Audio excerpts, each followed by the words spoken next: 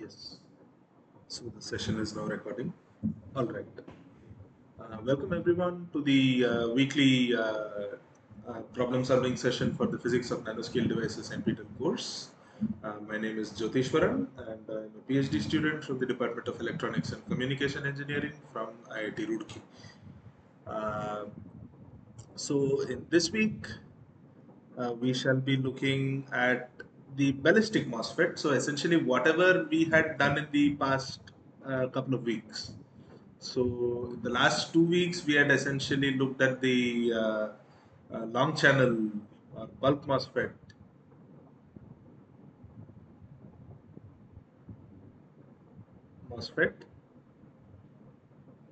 and in that, the week before last, we essentially saw the properties, essentially both uh, ideal and real, and the previous week we spent some time with the transport properties, like how to obtain the expression for current. So we were looking at IDS as a function of VDS and VGS. So we were kind of looking at these properties in the second week. So in today's session, we shall essentially look at the ballistic MOSFET and try to simultaneously deal with both of these aspects in this session. So as I've been hinting before, and as you may also have seen in the lectures, the behavior of a ballistic MOSFET is going to be more or less the same as a long channel MOSFET. Like the idea is it has to have a similar current to voltage response. Like it needs to have a linear region, it needs to have a saturation region, there needs to be a threshold voltage upon which the channel will become activated, it will become conducting. Although the underlying physical mechanisms change, which is what we shall be looking at today. So the primary thing that we are going to look at is first we shall briefly go back to the Landauer transport model so that we know what are the relevant expressions that we need, and then we shall try to understand the linear and saturation current in a ballistic MOSFET, and briefly we shall look at this notion of ballistic injection velocity. So what does that mean? And after that, the last part, we shall have a brief look at velocity saturation in a ballistic MOSFET. So again, as I had mentioned at the end of last week's session, unlike channel pinch-off, velocity saturation is the reason why there is a current saturation in a ballistic MOSFET, because there is ideally supposed to be no scattering in these channels, in a ballistic channel. Okay, so now what do I mean when I talk about a ballistic MOSFET? So I have a device like so. In fact, I think I will use that itself.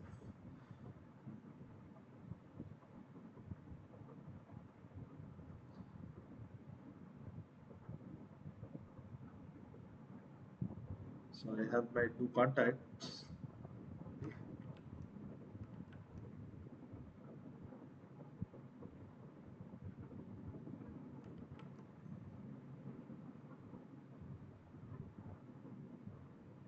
Yeah, and I will have my channel, which let me denote also. So we are familiar with this two-terminal device that we have been looking at for a while now. Like we kind of starting from week 3, we had been looking at this for like just over a month. So I have my drain and my source, and let me say conventionally the source is grounded and the drain is connected up to a VD. So VDS is equal to VD.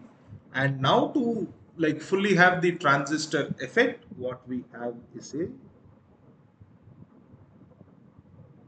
a gate that is kind of placed over this channel, and there is a VG.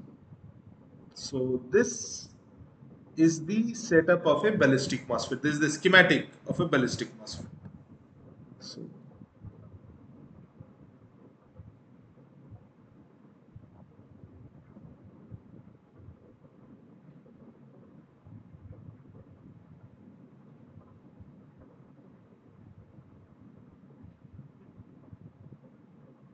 like what should be noted is the gate is not just a plate that sticks on the channel. Usually it has different structures and geometries. We shall be looking at them more in the next week. For now, we can just understand that the gate is a third terminal that can exert direct control on the channel, much like a bulk channel MOSFET. So we have the source, drain, and the gate, and this is usually how they are connected. So now this ballistic MOSFET, we shall try to see the various properties. So just a brief revision of the uh, basics.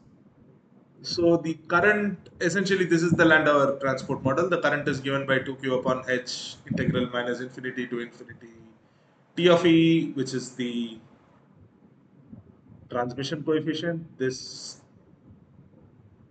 takes care of the diffusive transport also. And if you remember the problems we had solved from the previous weeks, we know that by incorporating this, we can actually generalize this theory to bulk MOSFETs as well. Like we had derived classical long channel results using the Landauer model by incorporating the transmission coefficient. And M of E is of course the modes, or rather the mode density function, and the difference between the Fermi distributions in the case that will give us the probability of finding electrons. And for today's discussion, we'll assume that T of E, whenever we need it, will be considered to be lambda of E by L instead of lambda of E divided by lambda of E plus L, because we'll only be invoking the transmission coefficients where L is significantly larger, in which case this is a good enough approximation. Okay,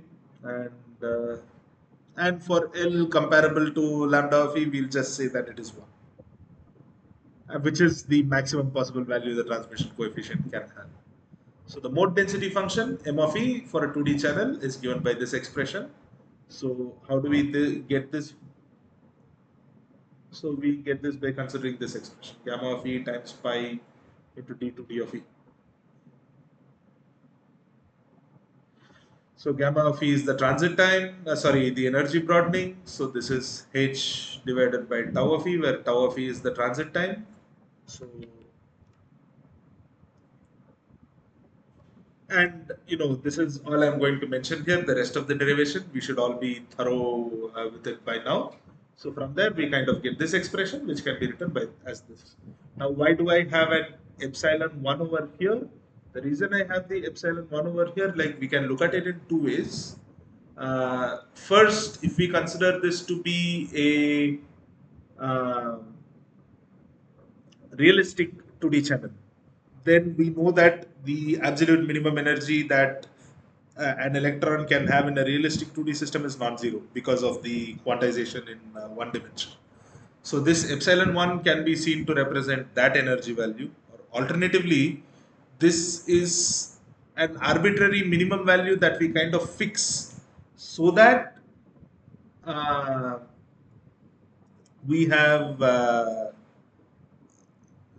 we have a well-defined MD, because otherwise if I set E equal to EC, these terms will cancel each other out, and had I not included this term, this quantity will go to 0, which means there is no conduction that is occurring, which is actually not the case. So this is kind of a small token quantity that we introduce here to make sure that these integrals kind of remain non-vanishing, and this lower limit of this integral can alternatively be set to 0 as well, because all of this is energy positioning. I can set my energy levels and scale them as I see fit. So again, I write minus infinity to infinity here to say that I'm integrating over all relevant values of energy. That is what these integration limits mean. Okay, so let us Yeah, and so today what we shall be doing is, rather than go slide by slide, we shall derive some expressions and see what is what. Because if you may have, I mean, the assignment is due in like what, 3 or 4 more days. So as you may have seen in the assignment, there are no numericals for this. There are like very few numericals. So that being the case, I'd rather spend doing the things that are more relevant to the assignment. So we'll be doing more derivations because many of the questions are focused on the derivation aspects of the like of this particular part of the course. Okay, so first question is derive the expression for the charge in a ballistic channel, and derive the expression for the current that is present in a ballistic channel operating in the linear regime. Now, how do we go about doing this? The derivation for the charge. So, yeah, I think I should use a different color because black is kind of blending in. It's A. So, charge in a ballistic channel.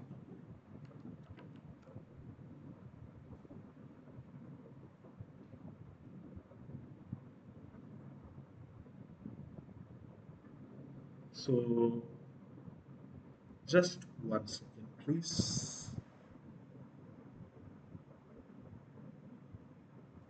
Oh God, it's opened up here. Ah, move that out. It's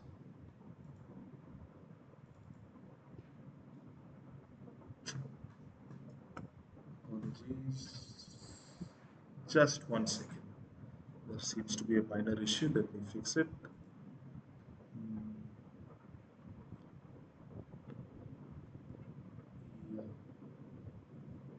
Yes. Huh. So, to derive the charge concentration, what we essentially do is, so charge, yes, N is equal to F plus F minus divided by 2, where F plus is the flux of electrons in the positive direction,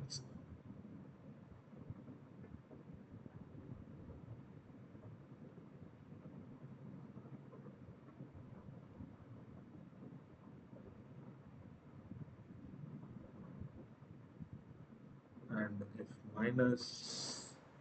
And yes, so since nothing has been mentioned here, assume it's a 2D channel because again, for most of our numericals, we just work with a 2D channel. So this is a 2D channel. So yes,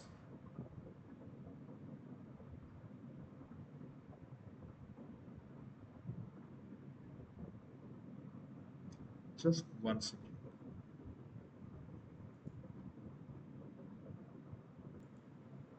Yeah, sorry about that.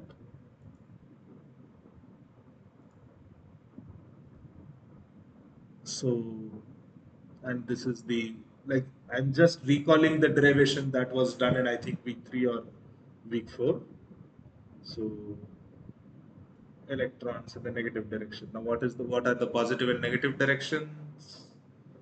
This is the direction that I'm calling positive, and this is the direction that I'm calling negative. Essentially, D2S I'm considering to be positive, and S2D I'm considering to be negative.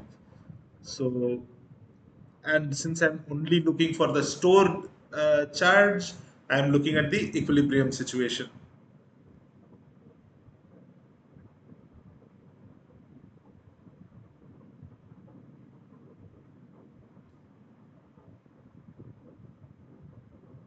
Just to reiterate, this derivation has been done before, so I will just quickly write the results.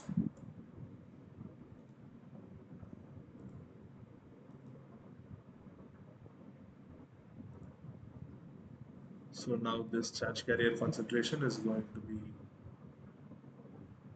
integral d to d of e. And here I can write this because I know that the valence band is, usually completely filled, and we are looking for either doped electrons or excited electrons. So when I'm talking about the stored charge, we know that it is only the charge electrons from the conduction bands of each of the materials that is going to move into the channel. So my relevant energy level begins with EC. So it's going to be this Fs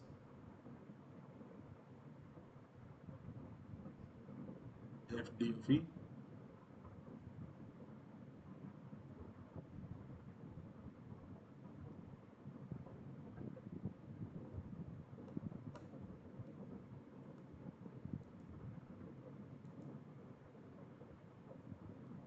and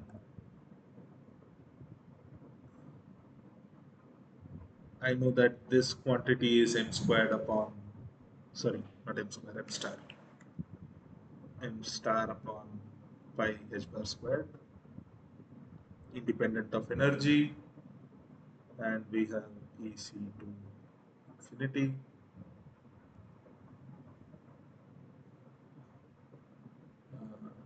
Yeah. So now this Fs and Fe, I can again do the necessary normalization and write it as, oh yeah, there is a factor of 2 also, which I can bring it out, and I can write this as kBt times 1 divided by 1 plus exponential eta minus eta f s plus 1 divided by 1 plus e to the power eta minus eta d. Yeah, right now I'll just call this as eta f and eta s and eta d, because if I were to write eta f d, then there'll be too many symbols. So I'll just quickly write what these are. So eta is equal to E upon kBt, of course. This is going to become d eta. And the limits of the integration will also change. And additionally, what I'm going to do is, I will also shift E to E minus EC and then do this. So I can just set this lower limit to be 0. And then I can say the following. So this is E minus EC upon kBt, and eta s is going to be EFS upon kBt, and eta d is equal to EFD upon kBt. So this is essentially it. Now from this I can directly, throw some of the constants around and see that this is actually nothing but m star kBt upon 2 pi h bar squared times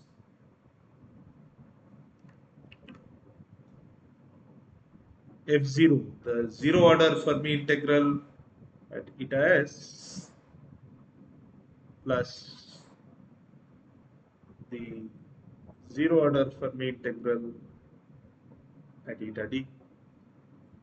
We have not done anything new over here so far. So from this I can say that the stored charge is proportional to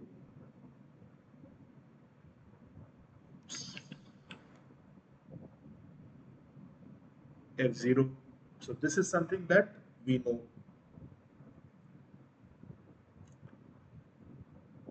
What more do we know from here? So at this point I would like to just,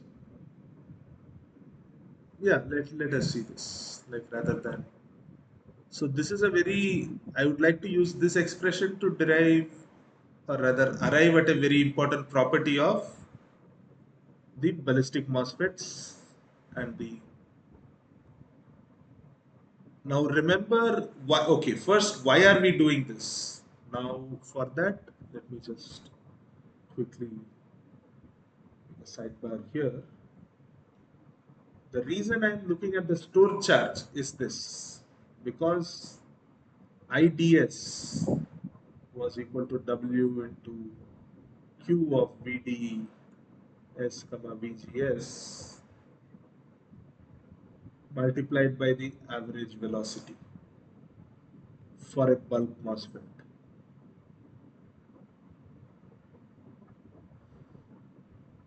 Oops. MOSFET. So this is why I'm interested in this store charge concentration, because my store charge is going to tell me how many electrons does the like can I drive from the source to the drain by using the VDS. Okay, so that is why this is an important quantity. Like that is why I want to uh, understand what the stored charge in the channel is going to be. Now, there is a reason why I did not refer to these as the Fermi levels, because right now there is a voltage acting on these terminals. So, first and foremost, uh, for now, let us assume VGS is 0. Let us assume that S and G are at the same voltage, the gate and the source are at the same voltage. Now, let us simply look at the Fermi distribution. So this is f of E and this is E, and I have,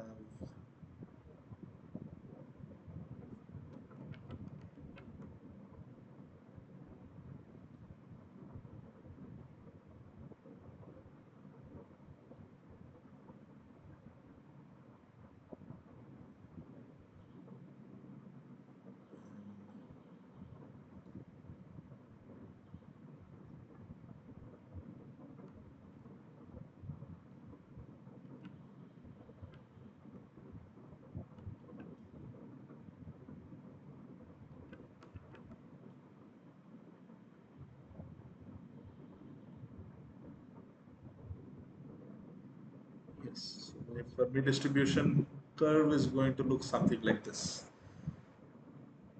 I could have made this a different color. Let me quickly do that. Apologies. Green.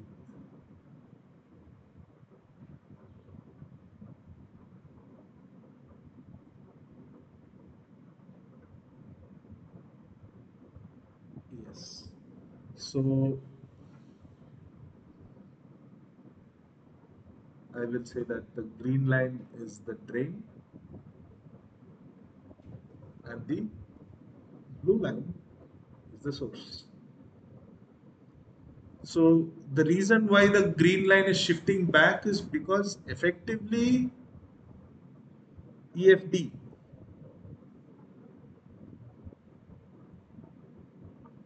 is going to be EF minus Q times V.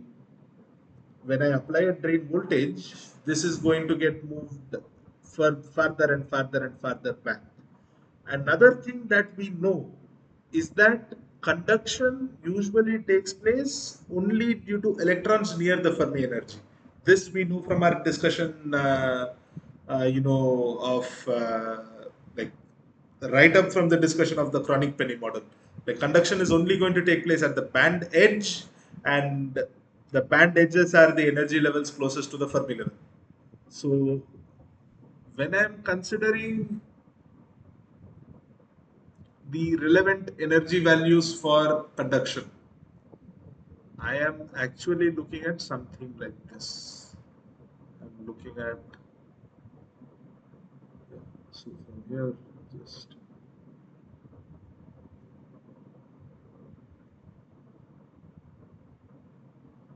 So from here, let us say I'm maybe taking,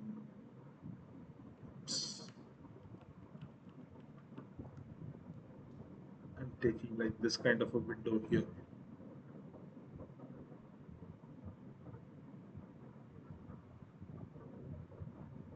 Yeah, so this is the only relevant zone for conduction, because no matter how many electrons are there, only as long as they have energies in kind of this range. So this is the relevant energies for conduction.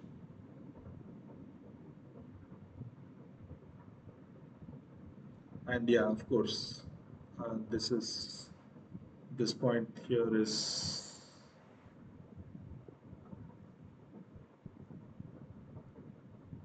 EFS, and this is,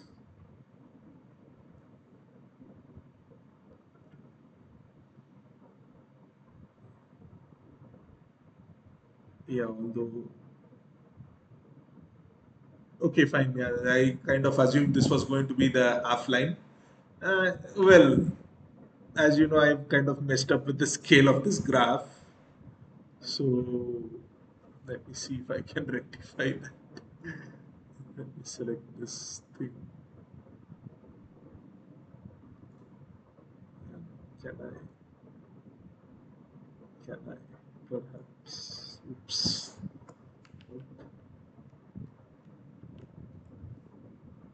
Let me see.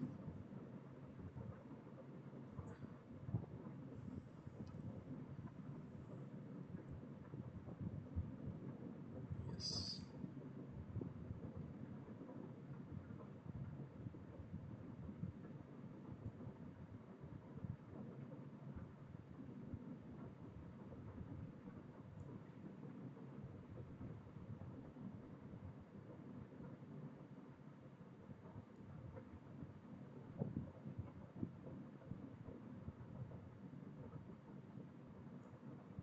Yeah. Ah, much better.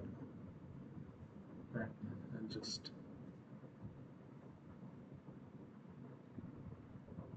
select this one and kind of drag it down here. Yes. So not going to bother with selections. Right. So this point here is going to be, so I can just write here 1, 0, 0.5.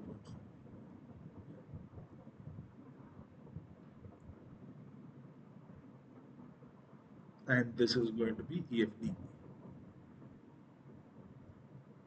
Yes. So the electrons,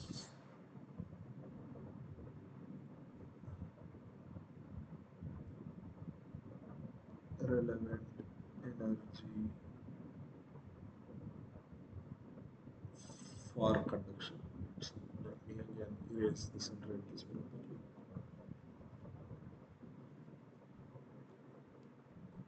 Yes, so this is relevant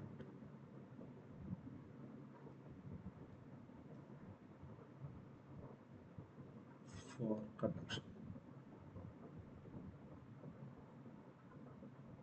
And this kind of window is true for all temperatures. It's not that, like, except for maybe t equal to infinity, where the whole thing flattens out at 0.5. Uh, for any finite temperature, conduction is going to happen only in this neighborhood. Okay, so yeah, yeah, I forgot that this line would also get rescaled.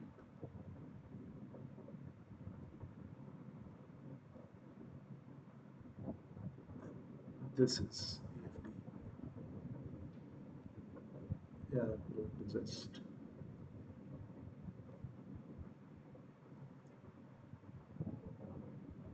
Yeah, I hope you understand what's happened here. Rescaling this graph has kind of thrown everything out of proportion. In any case, let me just see if I can very quickly just redo that.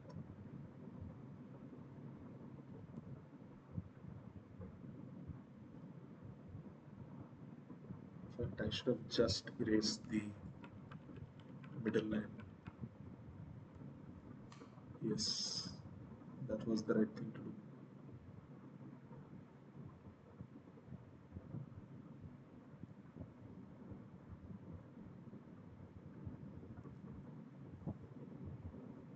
Yeah, so it would be somewhere over here.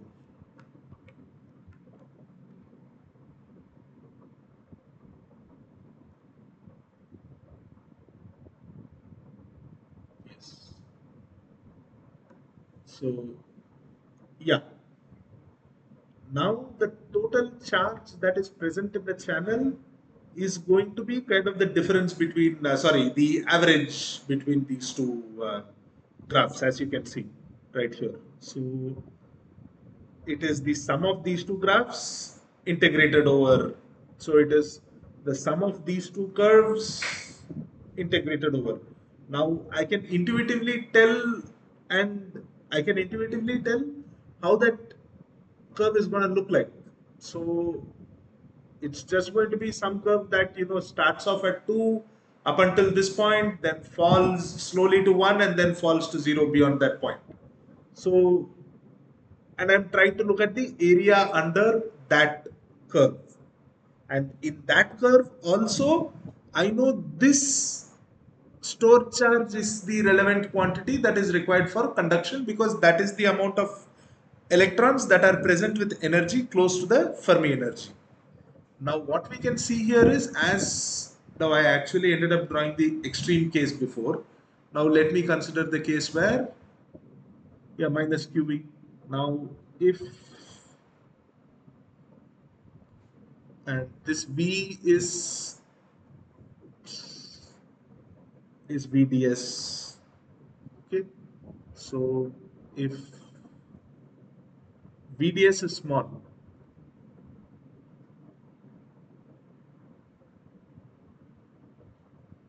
then what happens? So then what happens is the following. Let me use a slightly different color. I will have this kind of a situation.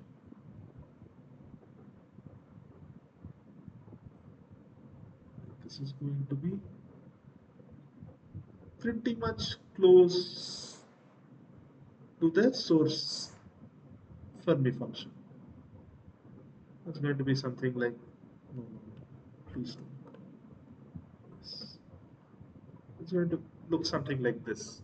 So as you can see, now for small, so this is the drain line for, let me make the key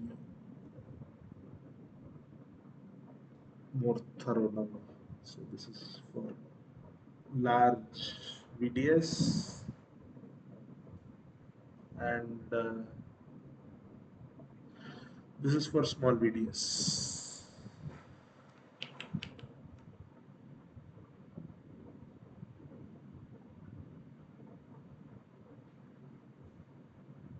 Yes. So, what is happening in a ballistic channel? For low enough voltages, electrons contributed by both the source and the drain are electrons transferred by both the source and the drain are in the relevant region. As it becomes larger and larger and larger, as VDS becomes larger and larger and larger, what I'm seeing is this curve is receding further and further and further, and in fact, for a large enough VDS, this will move completely outside. So, the first takeaway point is, for large VDS,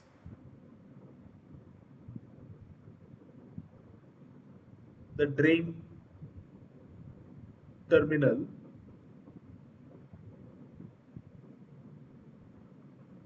no longer contributes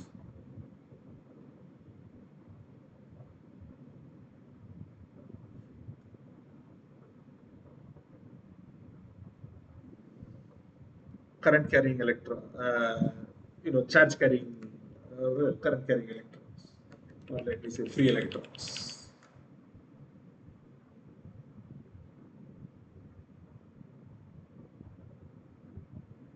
Okay, so to the channel.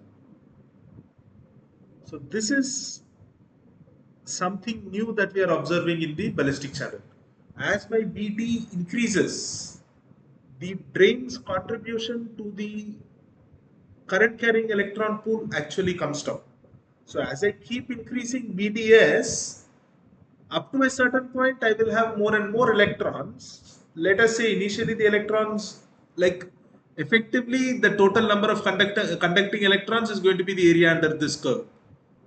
Now the thing is, this area, like essentially this particular area, this area will give me an estimate of the available electrons for conduction, because this is the area that is present in the suitable energy range with both, like source and drain, like essentially these are the empty energy levels in the channel where electrons from the drain can enter, or rather electrons from the drain can enter the channel and move into the source, because the corresponding energy values are also vacant over there. So I will just refer you to the older energy diagrams that we saw for electron transport in a ballistic channel. Now, initially, as BDS keeps increasing, this area will increase. But after a certain point, what will happen is this graph will move completely outside, and therefore the area under this graph will kind of become a constant, because as this line moves back and back and back, the area is going to, and once this is fully out, the total area is going to be the area under this line, and that will become a constant. So for a large enough VDS, the drain terminal no longer contributes free electrons to the channel, and this implies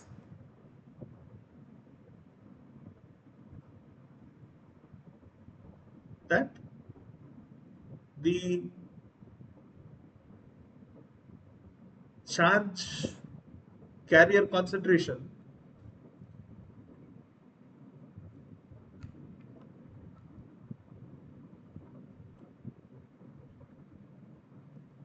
is actually reduced by the presence of a drain.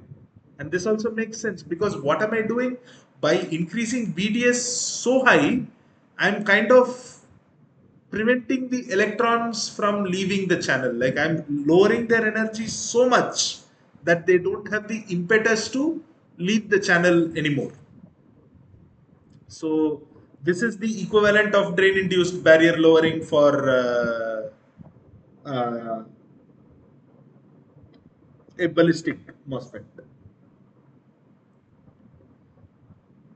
Or rather, I should say the growth in the charge carrier concentration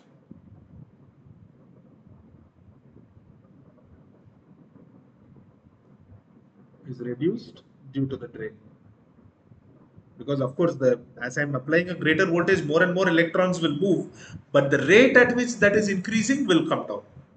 Okay, essentially the rate, like essentially dN by dVds, for a certain value it is going to be positive, and after a certain point it may become very small or even negative. Like it might even start, no, it will not become negative, it will become less and less positive.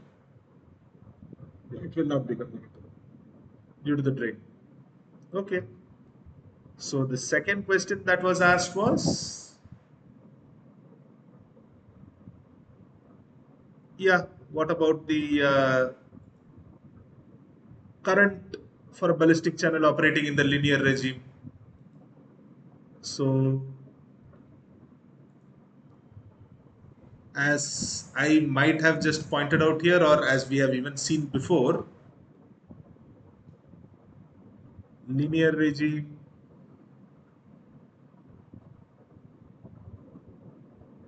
implies VDS is almost zero, very small VDS. So in this case, we already know what IDS is. We have the expression for that. So 2q squared upon h integral T of E, M of E, dou F upon dou E,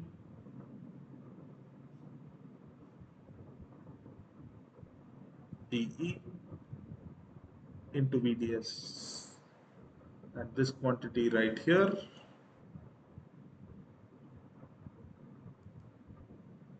this is the total number of modes.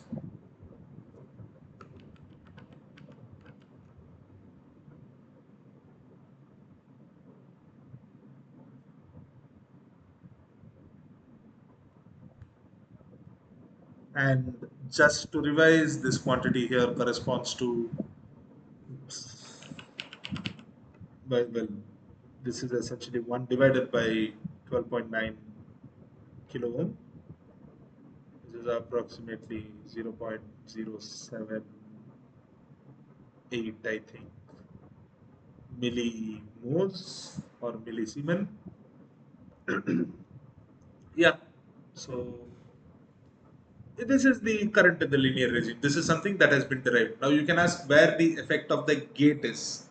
The effect of the gate is essentially going to be, okay, let me put it this way. So let me write the question here and then try to explain. What about VG? Oops, VGS. Like, because the derivation here had nothing about the gate voltage. Here at least I told you that the gate voltage can be assumed to be zero. What about the, what to say, like gate voltage here? Like, what is the effect of the gate voltage? Essentially, what the gate voltage does is,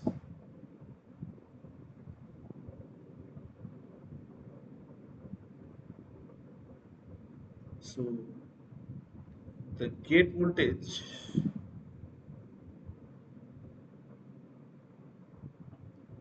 controls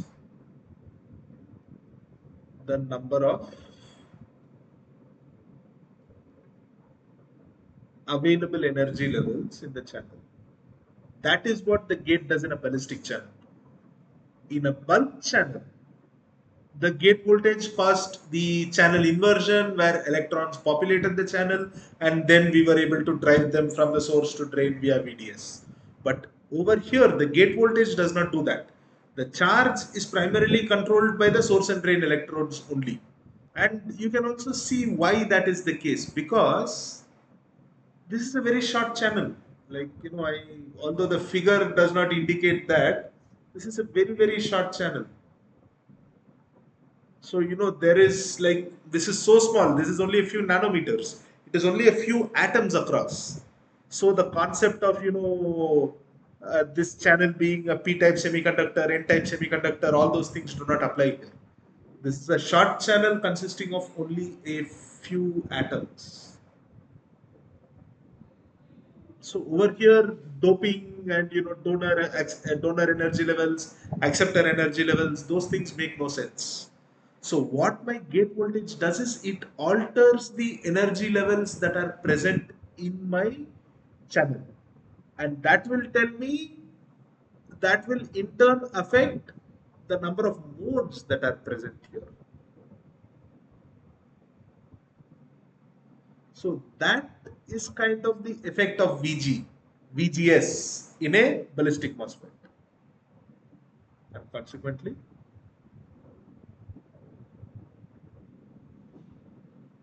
affect the number of modes or affect the modes available for conduction.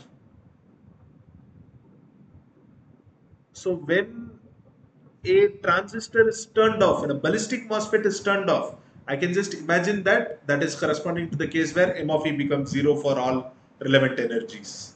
If I can apply the gate voltage such that there are no modes available in this energy zone, then my transistor turns off.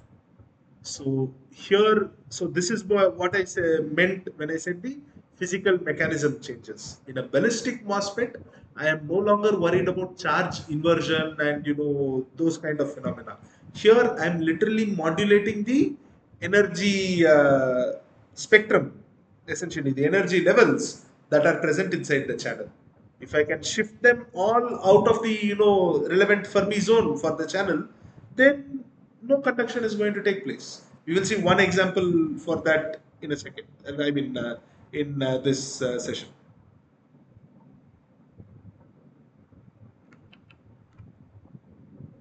So that is why we kind of did this derivation to, I mean, kind of re-derived these quantities to see that things are more or less the same as we saw in a two-terminal device. And that is why we initially started with the two-terminal device, because the results that we got for the two-terminal device are pretty much same for the ballistic MOSFET as well. The only catch being in realizing what the effect of the gate voltage is on the channel. So yes, now yeah, derive the current and conductance for a 1D ballistic channel. Now you'll see how the physicality of things are affected here. So for a 1D channel, we need to derive the current and the conductance. So in order to derive the current and conductance, first I will need this quantity M1D of E.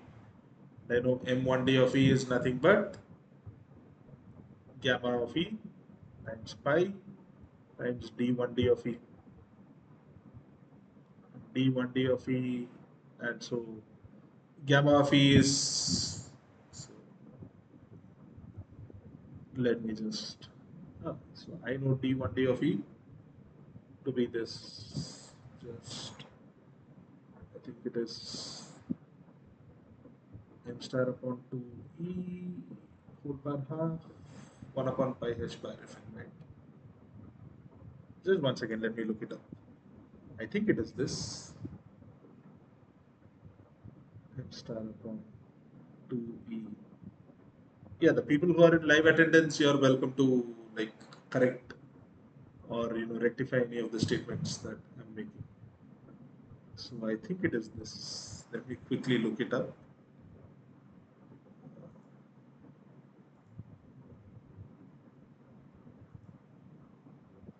Yeah, it is this. Okay. Now, how do I find the uh, value of gamma of E? Remember, gamma of E is equal to h upon tau of E, which is the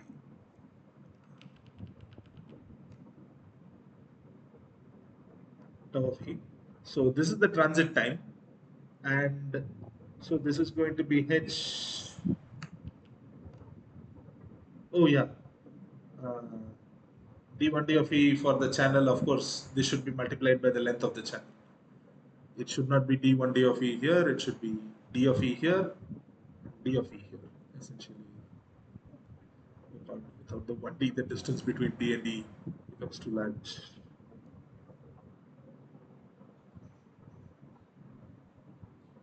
So essentially, I need the total number of energy levels in the channel. I just don't need the density. I also need the total number. So that is why I'm multiplying it by the length. Okay, so yeah, d of E. So, and this is general, like, I don't even have to write M1D here. M of E is always this for any channel dimensions. 1D, 2D, 3D, for all of them, M of E has the same expression. The things that change are, the other details. So now this is going to be H divided by L divided by V plus average positive velocity.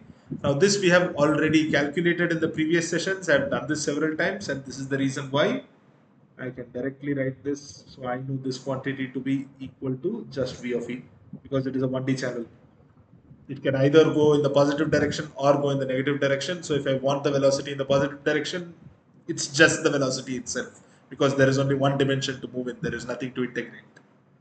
So this is going to be h times V of E divided by L.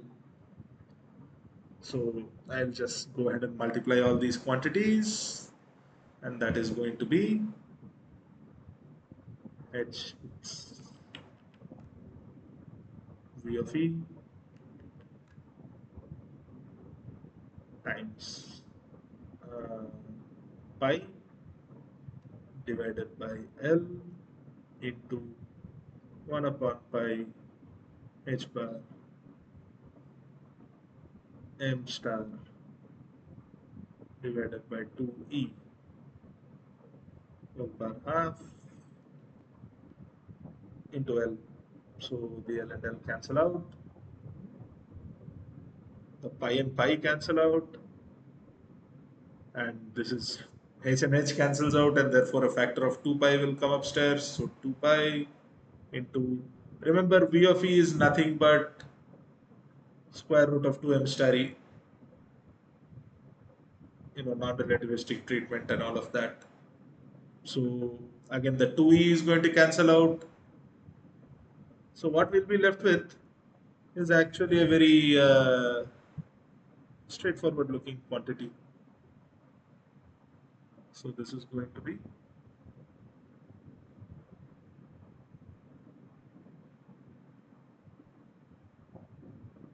2a and 2e will cancel out, and then I will have this.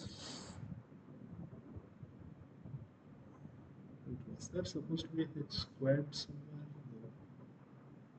So this is going to be equal to, oops, sorry, need to write the rest of the terms also, into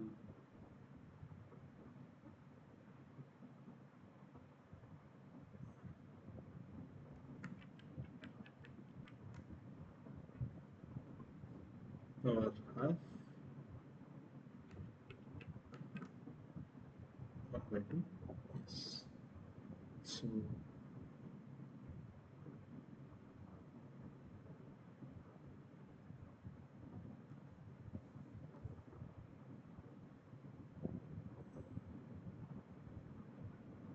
Oh yeah, there was supposed to be another factor of h somewhere.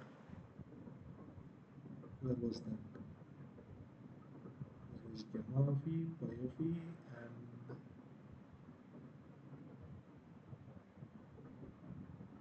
and actually no. Is there?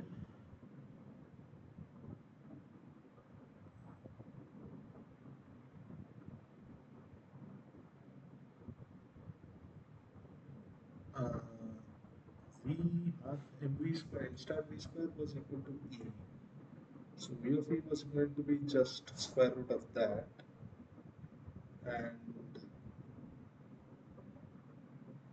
so just let me just check these things.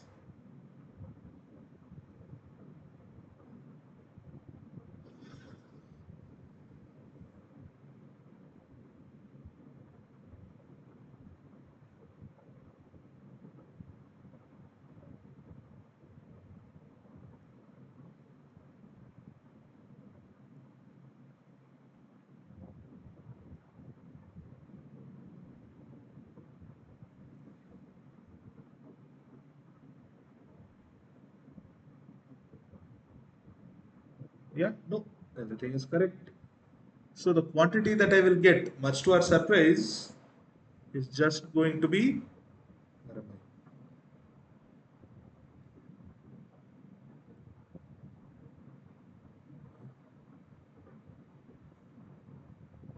Where is my, oh, that is,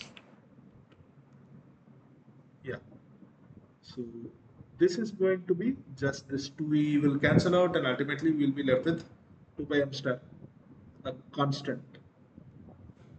And this is something that we know, m of e for a 1D channel is proportional to e to the power 0.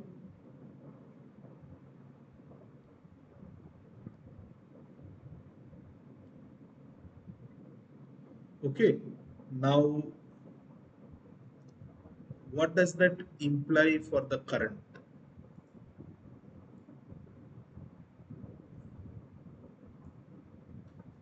The current is going to be,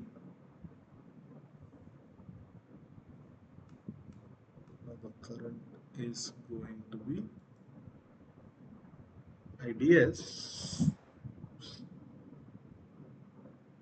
is integral. Yeah, I will assume this is a ballistic channel, so let me just write straight off here that d of e is equal to 1. I shall not be using that. So m of e into fd minus fs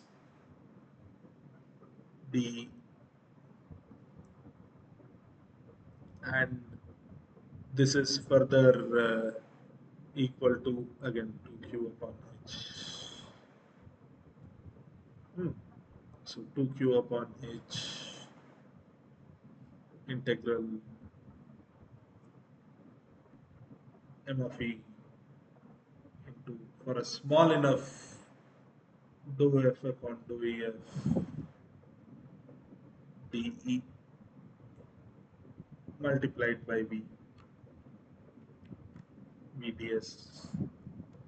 So now this is going to be, and of course this is going to be 2q squared upon h.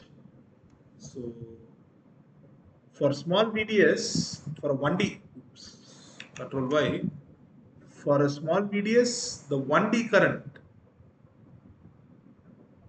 IDS 1D, is just going to take this value, because now we know that this integral is 1, because m of e now has come out to be a constant, which is only 2 pi m star.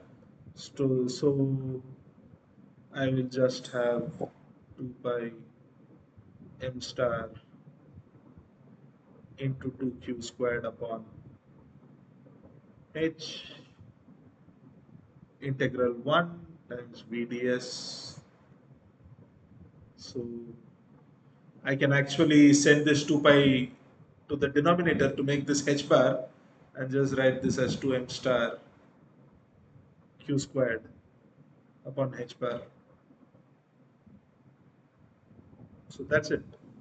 So this times VDS is the current in the linear domain, which implies this quantity right here is G1D. This is the 1D channel's conductance. It's a constant. It does not depend, like the only material property that I'm concerned with is the effective mass of the electron. So otherwise it has no dependence, and in a 1D channel we know that the number of modes is a constant. In fact, there is only one mode because there is only one dimension to move in. Okay, so now what happens to the IDS for IDS for VDS greater than 0, like very large VDS? In that case, just look at this expression, and for reference, go back to this graph. See, as VDS keeps increasing, this graph will keep moving farther and farther and farther back, and the relevant zone of integration is only here. So for very large VDS, this integral is just going to be 2q upon h bar integral m of e times fs of e. That is all. It's going to be just this, because fd in the relevant zone of integral is just going to be, 0, because remember fd is 0 here. As it keeps moving farther and farther and farther back, it just keeps getting smaller and smaller and smaller. So in that case, what is going to happen to the current? The current is actually going to become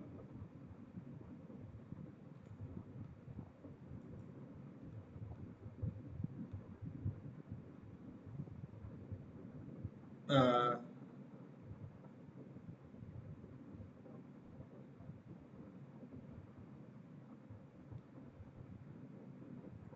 just what's that?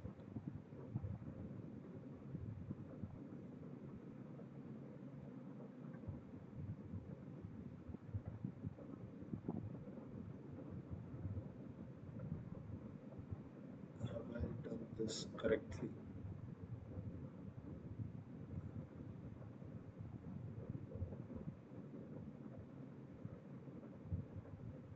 Or have I missed a dimension somewhere? I'm sorry. Let me quickly go back to the previous slide. So over here, this is gamma times pi. There is h here. And there is a 1 upon pi h bar here. Uh, this should just be inverse of energy.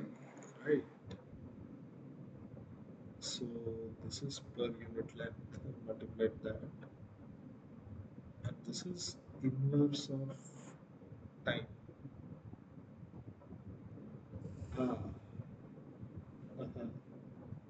Yes, there seems to be an issue with the dimension of this quantity because this thing should have a dimension of energy inverse because the Fermi function does not have a dimension, it is dimensionless.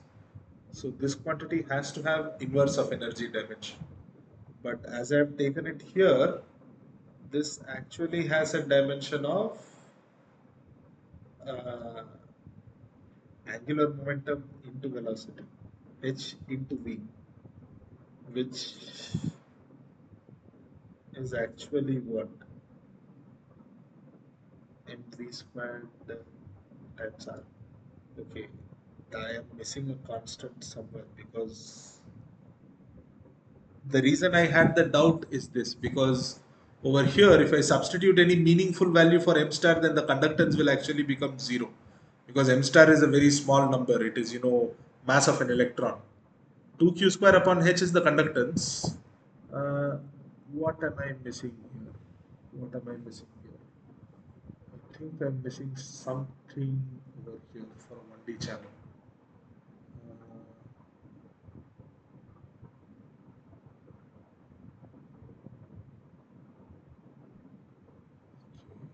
Divided by V of A. Everything seems to be fine here.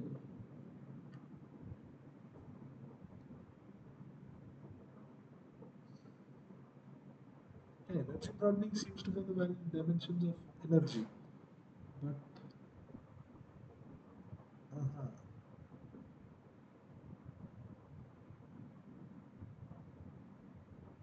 because there is supposed to be a factor of 1 over h bar somewhere over here, which I seem to be missing. So, yeah. Oh God, I'm sorry about this. I seem to have made a mistake in this problem.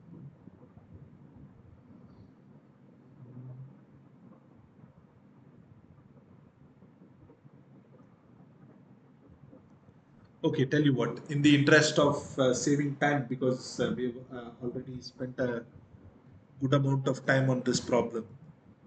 In fact, truth be told, we have spent like, about half of the session on this one problem. So I will leave this problem here for us, like here, like that. And if I remember what mistake I've made here, so to be continued later. So yeah, I will just leave this here.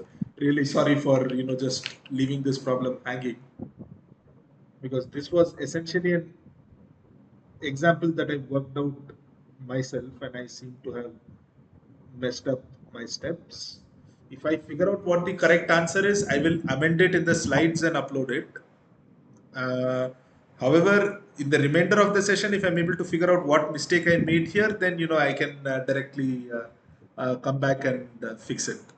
So, in case like the reason why I think I'm making a mistake is this quantity here, because we know 2q square upon h is this quantity 0.078 millimoles.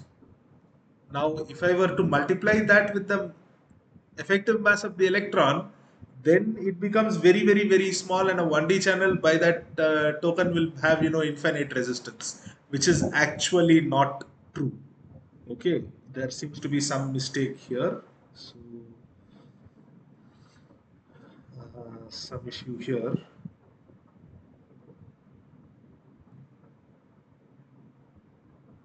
So what I'm going to do is the following. I will think about this in the background. I will solve the remainder of the problems so that we can actually solve some problems in the session.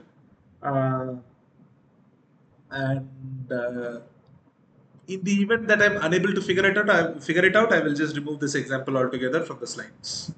So apologies to those who are viewing this video,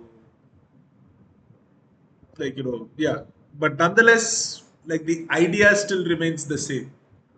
In fact, over here we can even kind of show that uh, how current saturation occurs, but yeah,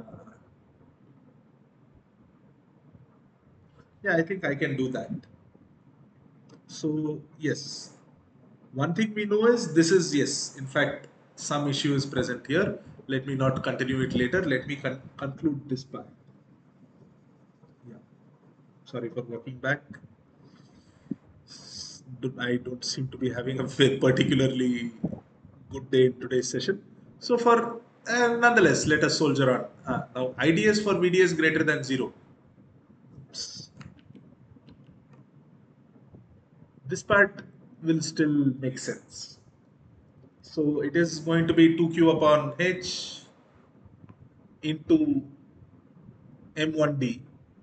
I know m1d does not depend on energy, so I can take it out of the integral times this minus infinity to infinity, whatever, like, whatever energy ranges they are. That is what it is approximately going to be.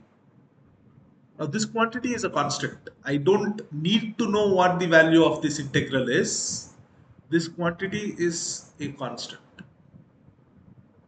Since this is a constant, this is a constant, and this is a constant, for very large VDS, IDS automatically becomes a constant.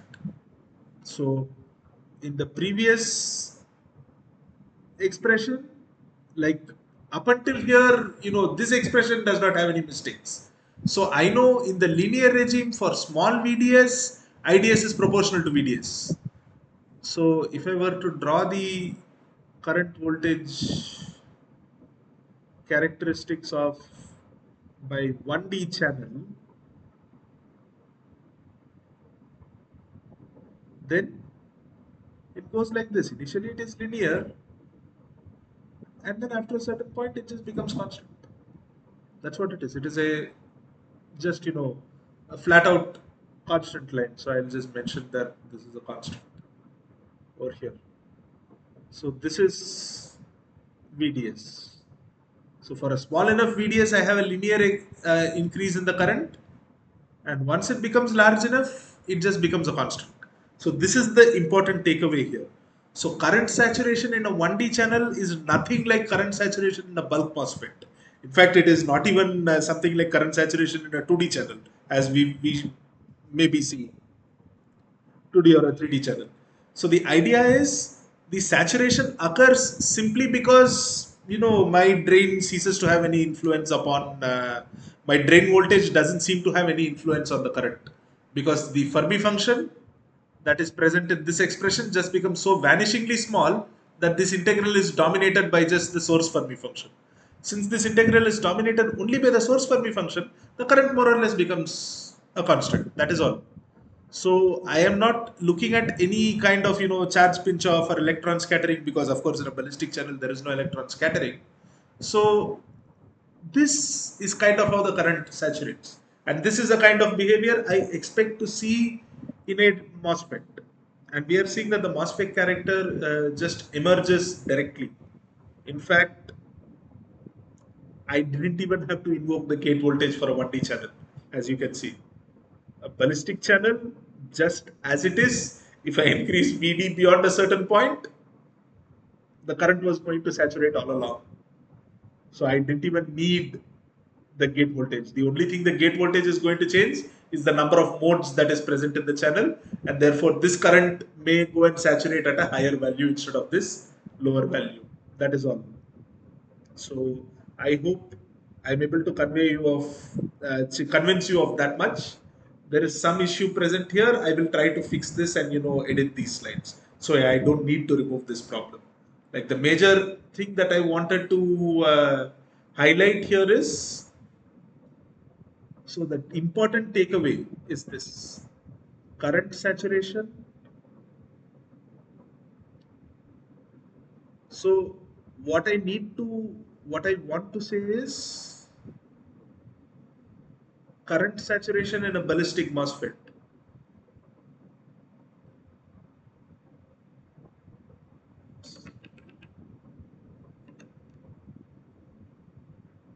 In a ballistic MOSFET.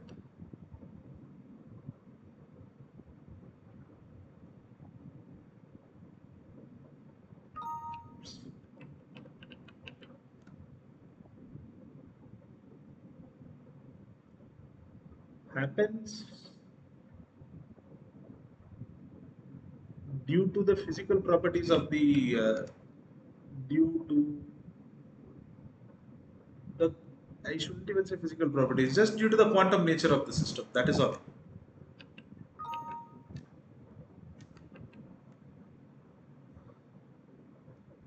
Nature of the device. So there is no external mechanism. There is no nothing that opposes the increase of the electron and then causes saturation. No, the velocity just saturates because straight from here the current saturates just because of this expression. And as you can see, this is true for all channels. So the reason I took the 1D channel was because I don't have to perform any of the integrals with respect to energy. Number of modes in a 1D channel was independent, so I could just pull it out and just say that for a 1D channel, the current directly depends only upon this integral. Okay, so it is just like ballistic MOSFETs have saturation simply because of the quantum property of the device. There is no separate mechanism that causes current saturation. Now, what that quantum nature is something we'll see in the next to next problem. Okay. Now, the next question is what kind of a derive the current expression for a 3D ballistic channel, and what kind of a Fermi integral appears in the current expression. So IDS is now going to be M3D 2Q upon okay.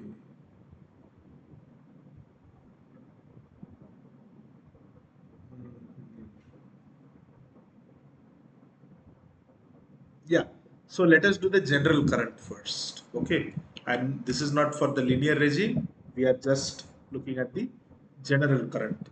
Again, I'm assuming the channel is ballistic, so T of E is equal to 1. Let me just mention that here. Sorry. Fs minus Ft, or Ft minus Fs, which was it? I think it was Ft minus Fs. Yeah, it is Ft minus Fs.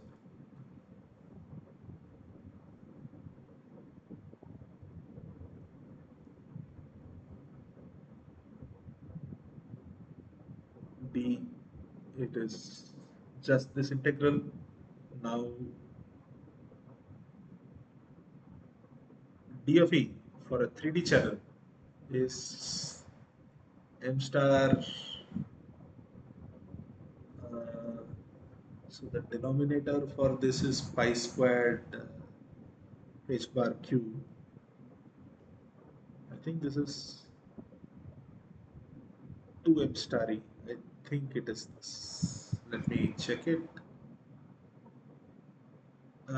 Yes, it is that. Yeah, so this is the 3D density of states, and M of E again is gamma of E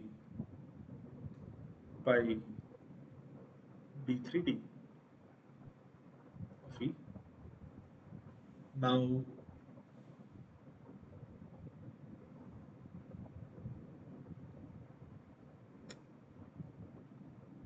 gamma of E is the length of the channel divided by tau of E, which, oh no, it's not, it is h divided by tau of E. Why did I write this? Yeah, I guess the previous problem kind of affected my concentration. So, and tau of E is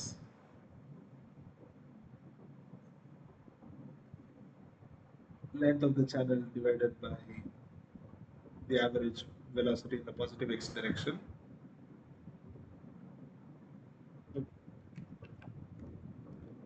Yeah, V plus of E And this quantity, again, we have derived it several times. This is V of E divided by 2, just the statistical average. So this is going to be 12 by V of E.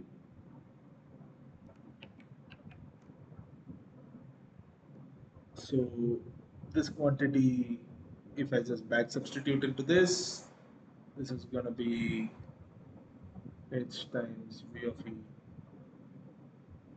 divided by 12. Yes. Where is the inverse energy term?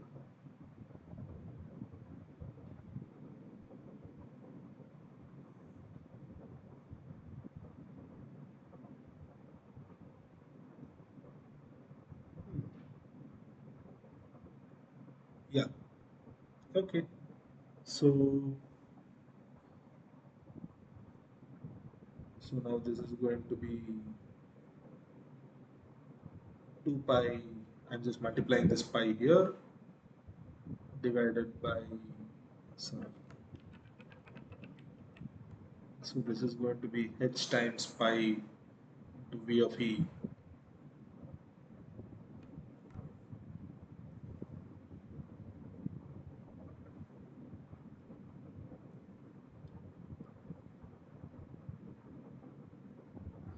divided by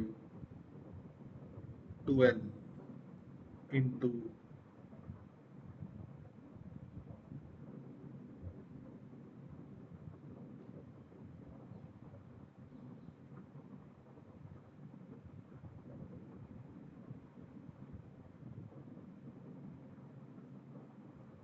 m star E into this.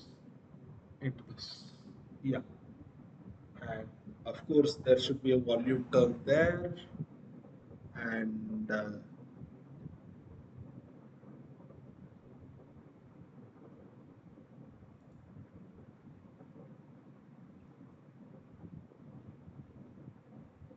yeah, so this is going to be multiplied by the volume here.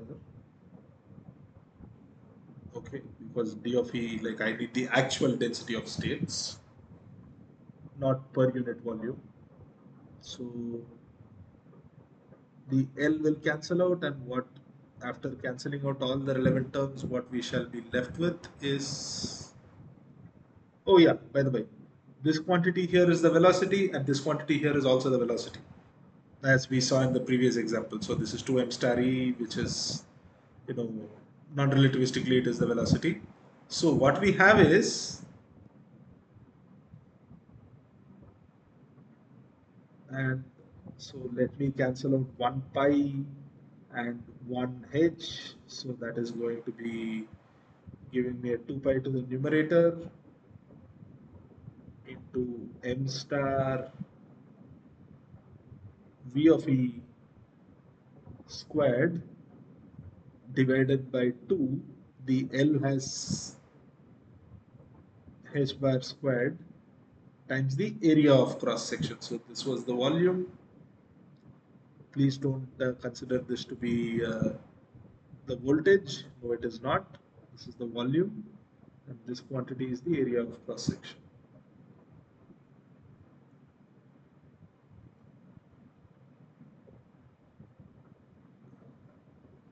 Okay, now what we can see is everything correct here? Uh,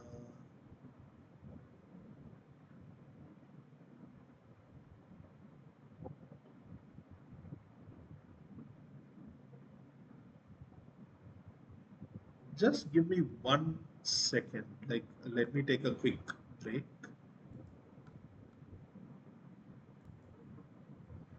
Yes, I'm back, and I'm happy to announce that I realized what mistake I made. Uh, since the live attendance for these sessions is kind of on the low side, uh, I don't get much feedback on the mistakes that I'm making. So the mistake that I made was the following. So yeah,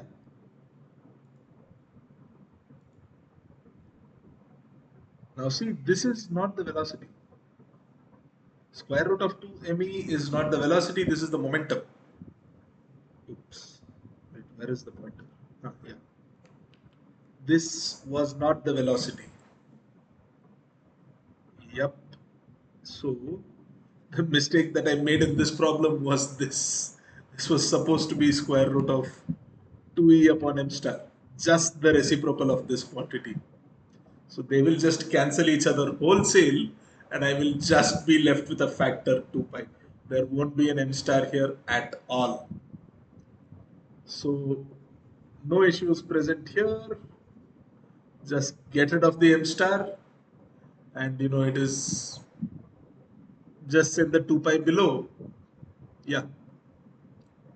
So yeah. Sorry.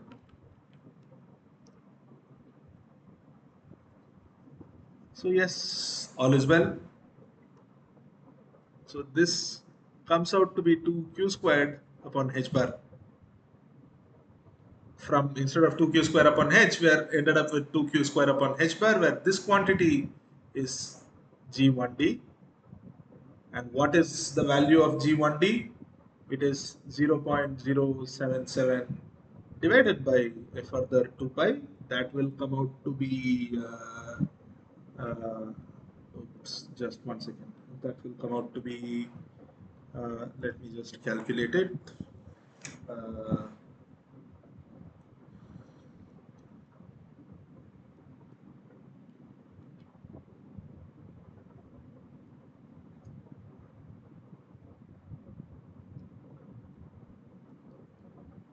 yeah, so this is going to come out to be 0.012.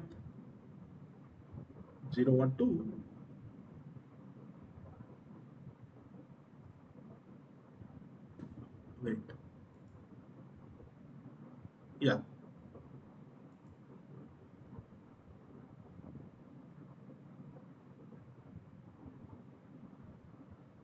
uh, oops, millimos. So this, or milli Siemens. So Siemens. So either this or this, these are equivalent units. So as you can see, the conductance of a 1D ballistic channel is actually somewhat reduced when compared to a 2D ballistic channel. And this is to be expected.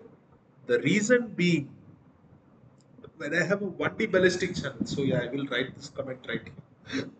Conductance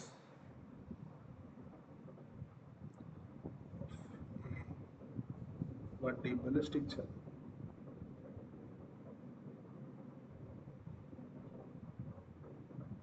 Wait a second, is the 2 pi also getting cancelled somehow? That would be, something else altogether. Because it's going to be h by 2.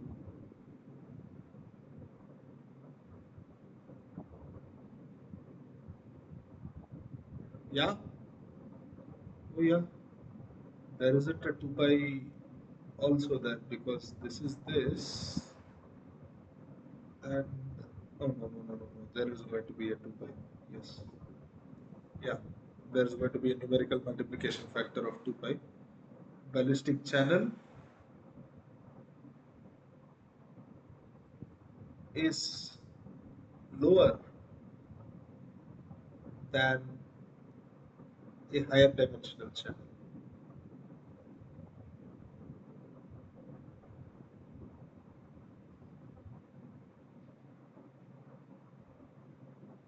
And intuitively speaking, this is to be expected, because in a 1D channel, my electron is extremely confined. Like, I'm strictly restricting it to move in only one dimension. Now to do that, now to have an actual 1D channel, like, the confinement would imply that there is a grid, but one has to remember that a true 1D channel does not exist. Like, it can only be a quasi 1D channel. So in that case, what is going to happen is the electron will have a great deal of fluctuation in its, if I assume the electron is moving along the x direction, there is going to be a lot of fluctuation in the y and z velocities or momenta of the electron. So that fluctuation kind of reduces the controllability of the electron. Like I cannot deterministically send it from point A to point B while moving in only one direction alone. As we have seen in the case of a 2D electron, there we assume that the electron is kind of moving and bouncing and doing this and doing that, and there the de Broglie wavelength kind of gave us the number of modes. Whereas in a 1D channel, I just have a constant number of modes. In fact, the number of modes is actually one. Like the electrons enter the channel and just move out of the channel one at a time. That is how transport can occur, because there is usually only one energy level that aligns between the different. Like it's going to be a constant. Like it's, I shouldn't say just one. There is going to be a finite number of energy levels that will align between the drain maxima and the source minima, and that is that.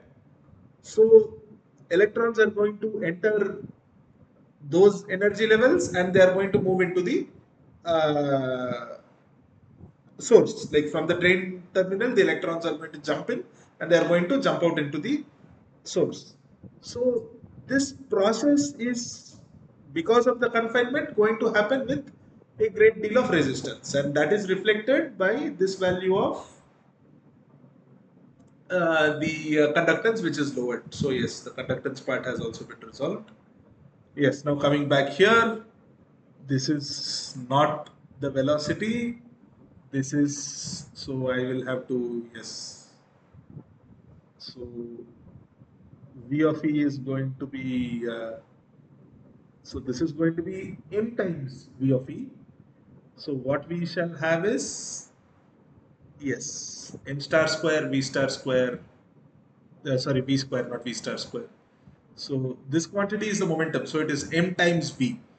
So the M and M will multiply. We will have M squared and V squared divided by H bar squared, and then multiplied by this. And I should have had a separator between this and this. Yeah, now moving on to the next slide.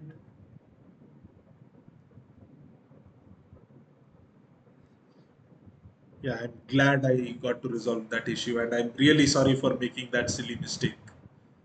And well, that also serves, may that serve as a warning to you, so that you also don't make the same mistake as me. Okay, so yeah. Uh, so this quantity is going to be, now what I'm going to do is I'm going to recognize mv square by 2 as the kinetic energy as E. So what we shall have is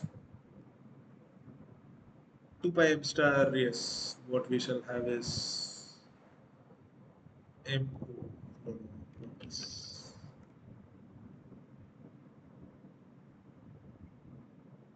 M3D of E is going to be 2 pi m star upon h bar squared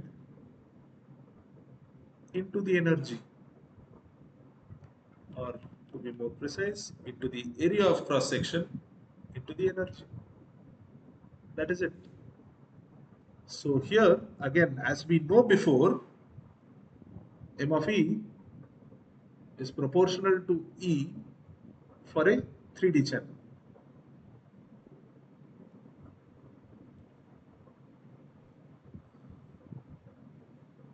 For a 3D channel.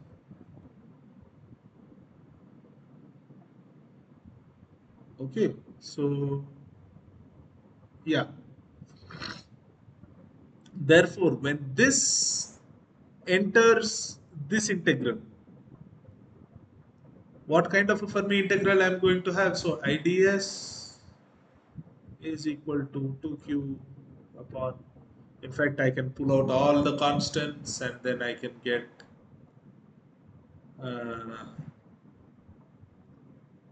for, in fact, I can send one of the 2 pi downstairs. So I can just write it as qm star upon h bar cube multiplied by the area of cross section integral whatever the limits of the integration be e into fd minus fs de energy multiplied by the Fermi function. So the relevant Fermi integral IDS will be proportional to F1 of whatever the arguments, like, depending on the relationship between these voltages, there is going to be, some argument here. If we were to consider, so this is proportional to the first order Fermi integral. This automatically implies for small VDS,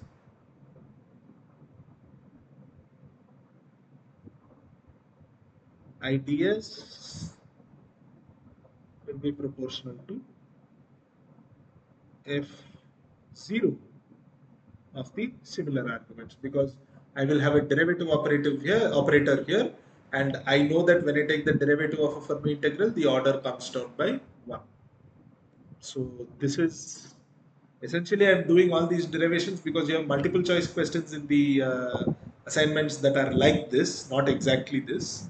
So once you go through these, once you know how to follow these steps, you will know what factor appears in the integral, and from that you can guess what kind of a Fermi integral is going to appear for the current.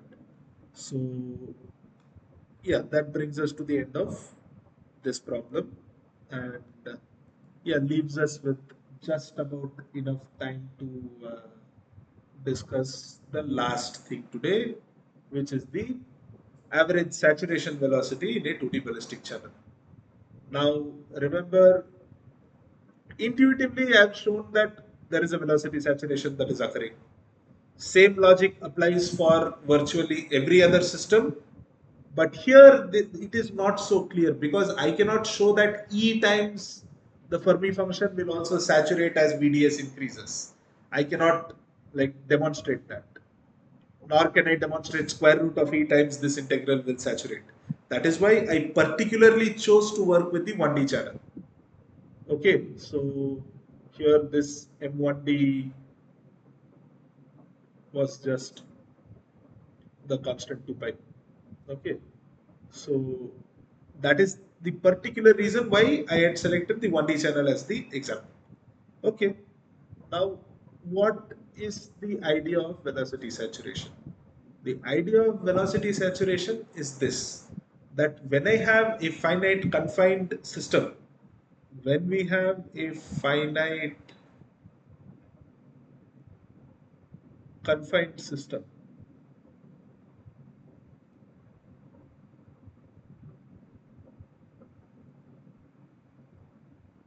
the maximum energy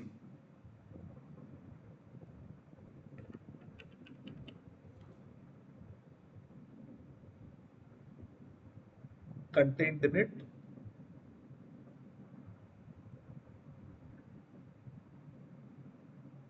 is also finite.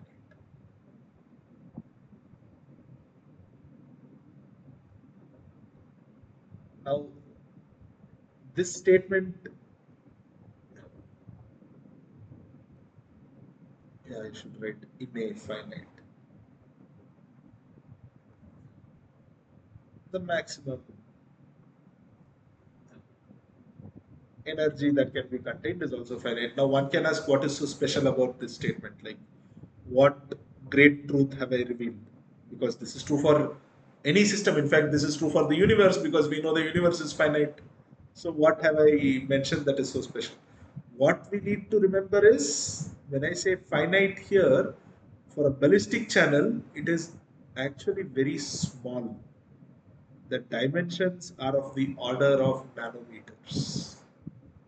So even the number of electrons contained in it are very small. So this energy that we are considering is going to be finite. And when I say it is finite, it is small with respect to classical scales.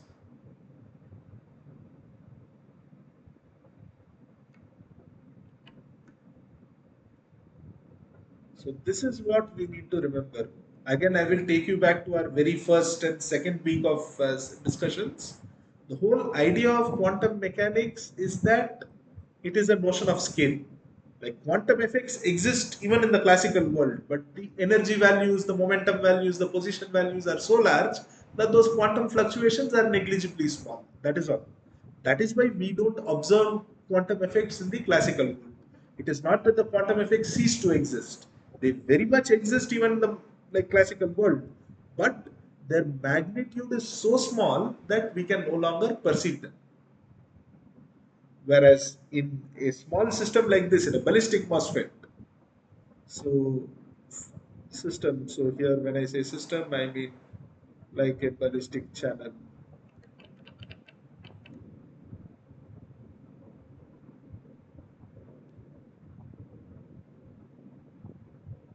Okay, so there is only so much energy that can be contained. Now, let us see what is happening there. So, first, we are making some assumptions. First assumption is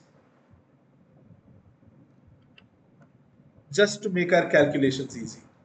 Assumptions. So, our first assumption is f of E minus EC. Essentially, we are looking at the Fermi function in the conduction band.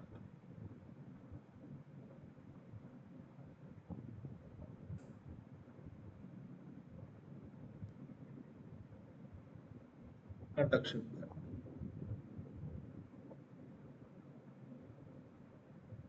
So when I say conduction band, it should automatically be understood that I mean the conduction band of the contacts, like the bulk contacts, because the idea of conduction band is not very strongly defined for a ballistic channel. Again, remember, only a few atoms are present there.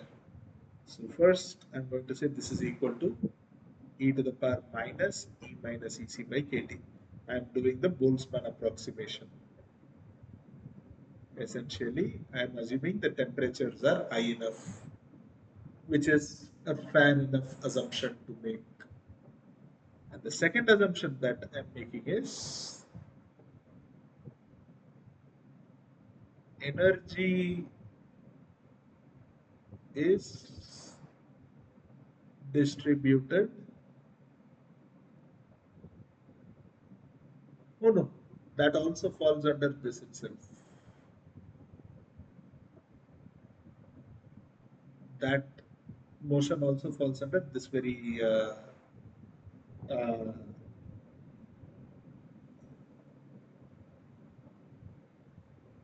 this like assumption one itself kind of satisfies the second assumption. Just this is enough. Okay, so moving on. Next slide, please. Yes, move down. So give me a quick second. Uh,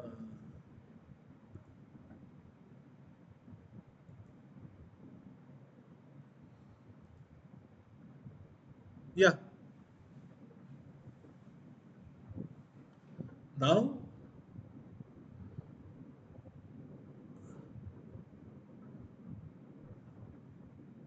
oh no, I need a second assumption. Yes, I do. I do. So the second assumption is this velocity values are normally distributed, not are normally distributed. So what do I mean by this?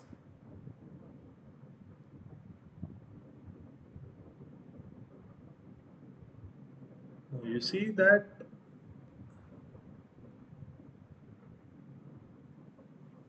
let me assume, not assume, let me say that my distribution function is now Vx comma Vy E. So this is the Maxwell-Boltzmann distribution essentially.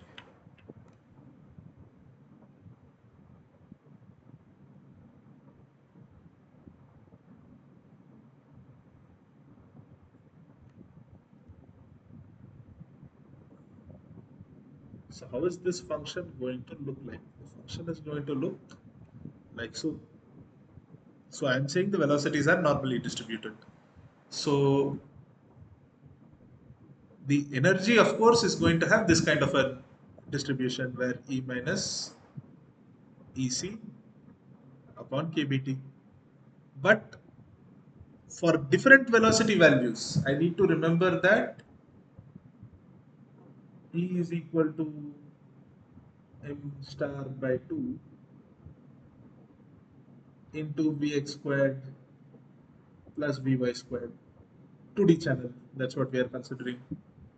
So now for multiple combinations of Vx and Vy, I will have I can have the same energy. So I need to give a probability distribution for the velocities as well.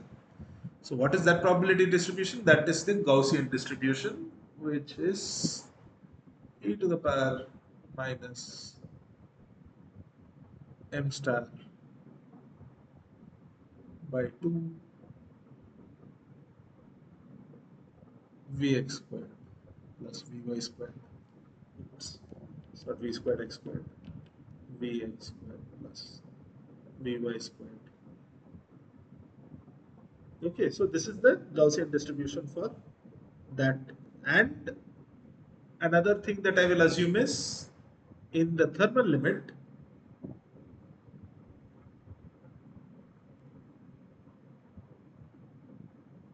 the mean of Vx and Vy is 0. The average velocity is kind of 0 because in the thermal limit I have my electrons moving in random directions. So if I take the average velocity, it is going to be 0, and at higher temperatures I will be closer to the thermal limit. So we now have the distribution. Next thing that we shall do is we shall just quickly look at some properties of a Gaussian. So these were the assumptions. Like I just want to state these firmly before so that the calculations become easy. Now,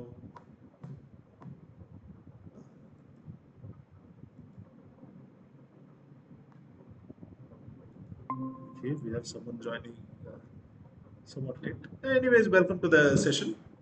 So we are discussing velocity saturation. So now properties of a Gaussian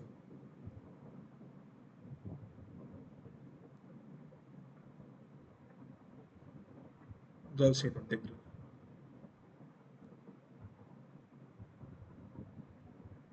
So what are the properties of a Gaussian integral? And the properties of a Gaussian integral are as follows. So first thing is integral minus infinity to infinity e to the power minus x squared upon c squared dx is square root upon 2 pi into absolute value of c. Okay, so this is the area property of a Gaussian, and since the Gaussian is a symmetric function, I can directly infer this e to the power minus x squared upon c squared is going to be half of this. This is going to be square root of pi by 2 times absolute value of c. So from this, what I can say, so this is the property that we shall be using. Now let us look at the uh, properties of the Maxwell-Boltzmann distribution that we are considering. Okay, so first integral, switching to this color for integral minus infinity to infinity e to the power minus vx squared plus vy squared divided by, like it was m star by 2, so I'm writing that as 2 divided by m star over here to bring it into the standard form. So therefore c is going to be square root of this quantity, and let me just make this exponential symbol more prominent. Yes. D Vx, d Vy. Now these are two independent parameters, they are independent Gaussians, so I can use the independence property and write this as square root of 2 pi into, so C is 2 by m star per half whole squared, so that is equal to 2 pi into 2 by m star, so that is this whole integral. God, absolutely butchered that asterisk. Yeah, m star significantly better. So that is this. Okay, so now how do we talk about saturation? What does this mean? Now let me just consider the Vx value, because I electron transport is happening along the x-axis. Okay, so I have,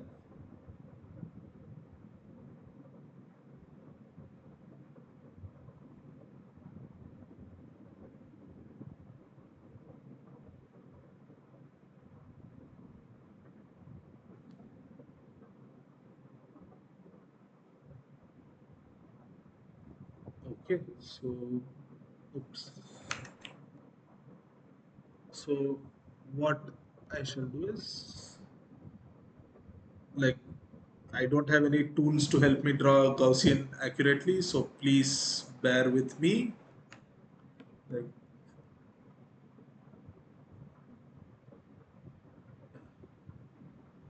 though technically speaking, I can select and reflect this, but you know what? I am not doing that.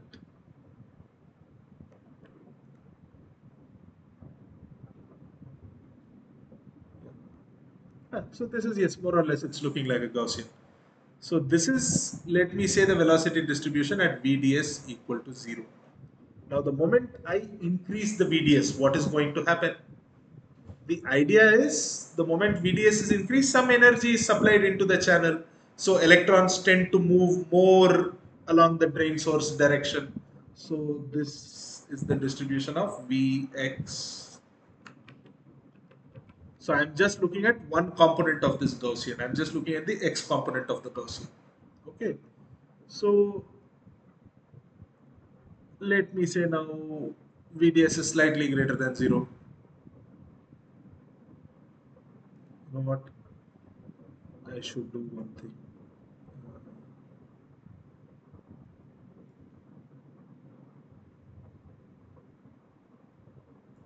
Really? Really? Okay.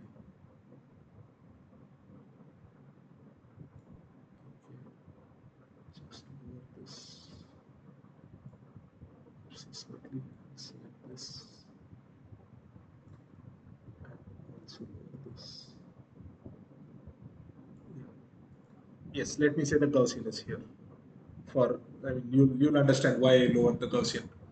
Now, after this, let me say I have a VDS that is slightly greater than 0. Then what's going to happen?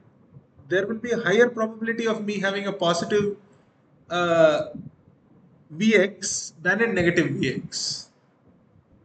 So my velocity will skew slightly to the positive side. Now that skewing, I can represent it like so. I can say uh,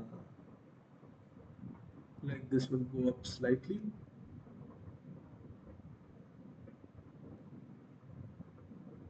and this graph will come down slightly in a way that the average remains the area remains the same.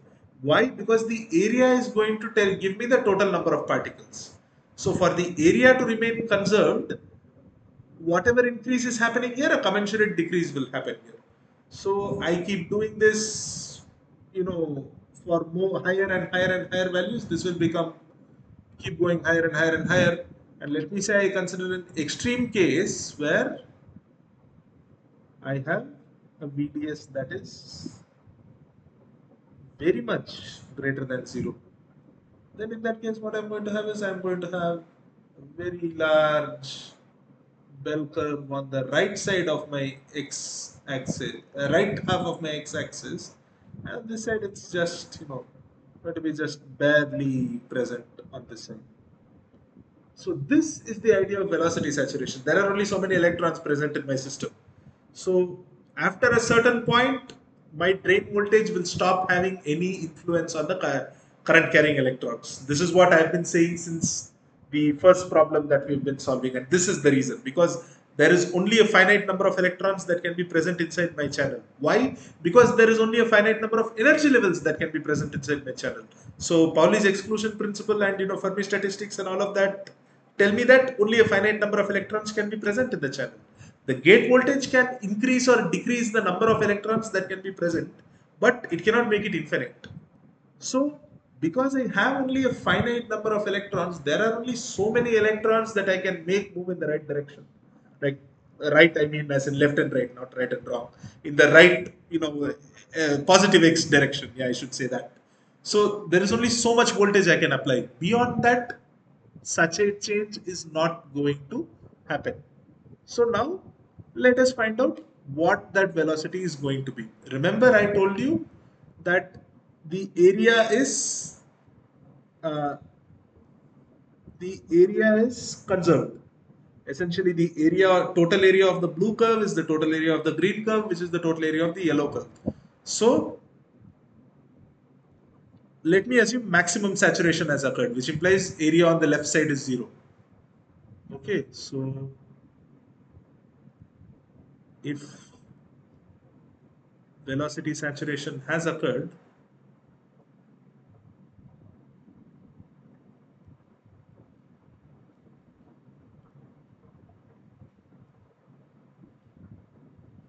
has indeed occurred, then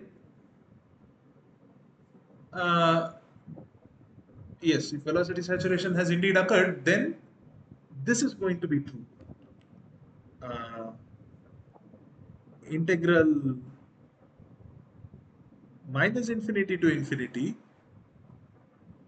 e to the power minus vx squared. Let me just write it like this: m star, yeah, m star vx squared by 2 should be equal to, and I'm writing this in the right hand side, I'm writing in yellow to indicate that is a new velocity variable. 0 to infinity e to the power minus m star. Let me call this saturated velocity some, ux. So essentially, I will say that ux is the value of velocities, or rather x component of velocities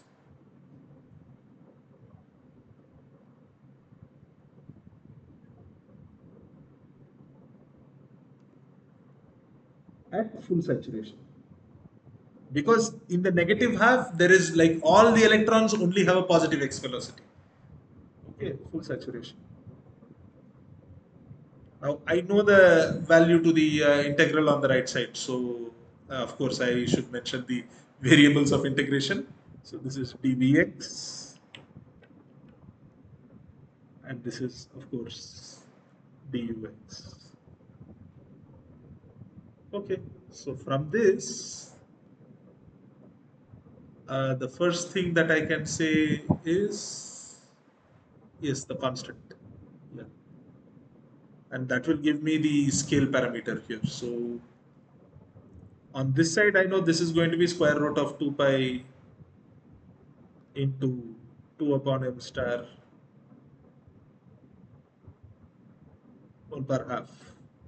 That has to be equal to this. But I know this quantity is going to be like scaled. So what is, how do I represent? So these two areas have to be the same. So just,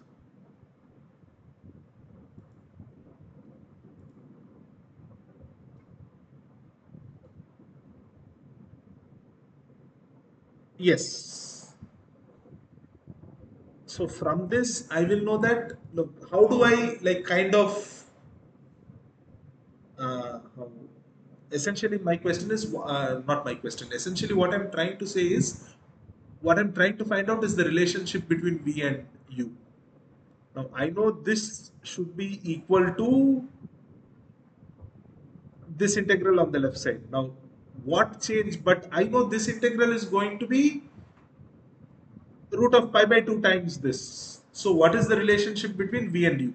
The relationship is, so, is equal to this integral. So let me just,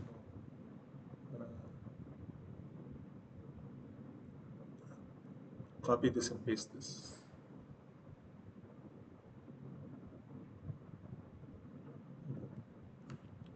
Really?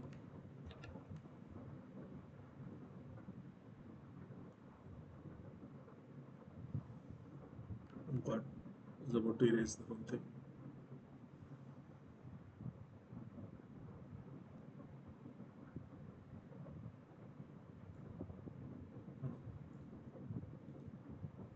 Copy and paste. Really?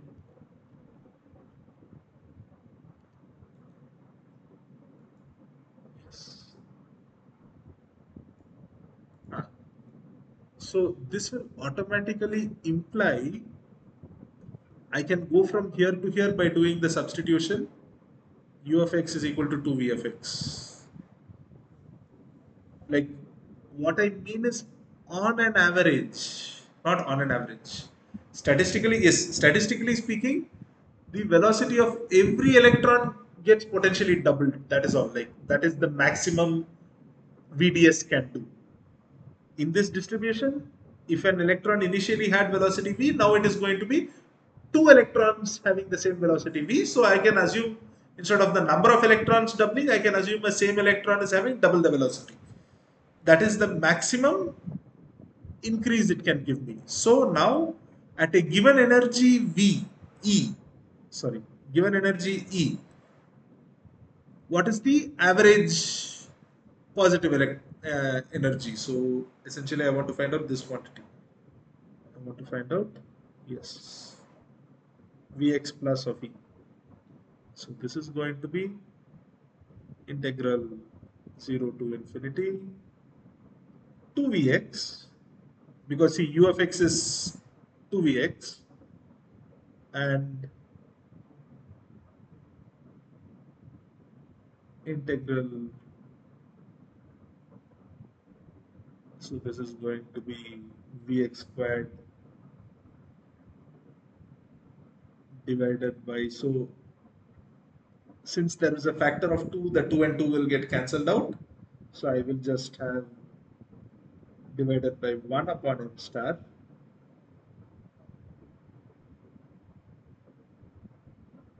Yes, divided by 1 upon m star, and the whole thing divided by just this integral. I mean, that is how we do averaging. Vx squared upon 1 upon m star.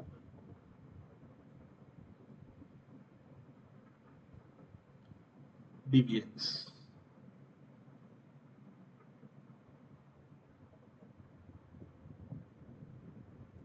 Will there be a factor of 2 here? It has to be 2v and dux. Uh, yes, there will be a factor. Oh, there will be a factor of 4 here. Yes, so all of them will cancel out. Yes. So this is the average velocity for a fixed energy value. So this integral, I can evaluate it. I'm just going to directly evaluate it because I seem to have exceeded the time for today's session due to some, due to my own mistake. So I will quickly just write the answer. So by doing the appropriate variable changes, essentially the variable change being uh, set d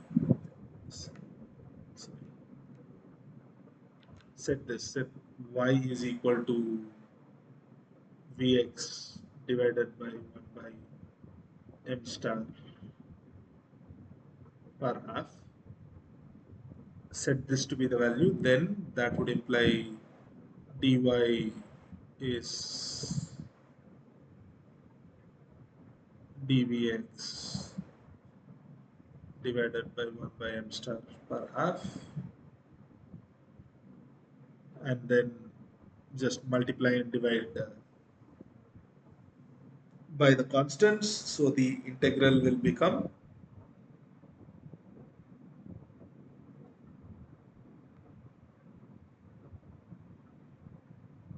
plus is going to become integral 0 to infinity. So this is going to become y e to the power minus, wait, no, no, no, no, no, no, no, no, no, no. I'm sorry. Set y square to be that. Yeah, that will,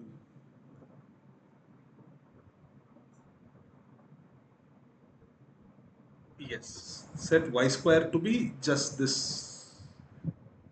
No, but it is 20 to the 20 squared. Uh, oh yeah, no, no, I don't have to do that. I can, yes, I can just keep it like this. Yeah, the next step it will become, so e to the power minus,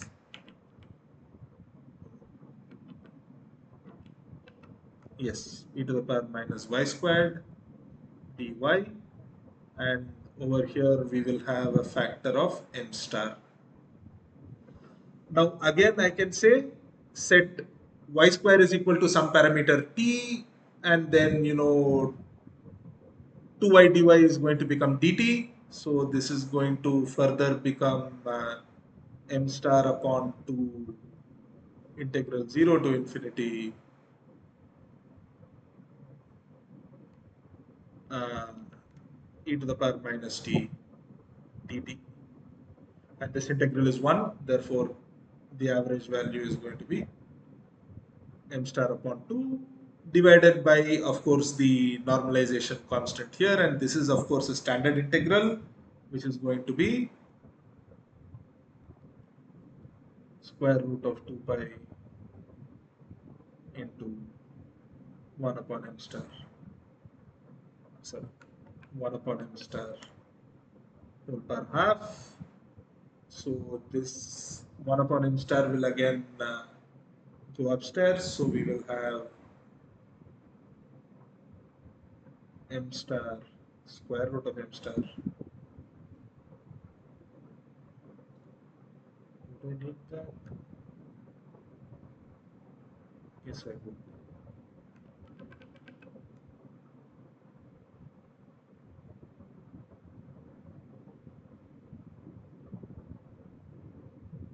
Yeah.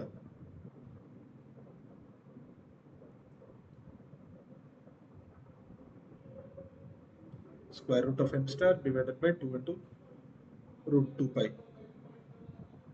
Yeah. So this is going to be the average velocity at a given energy. Now, you know what? The next part I will leave to you. It's fairly straightforward to do. Is essentially going to be integral 0 to infinity e to the power, or rather EC to infinity,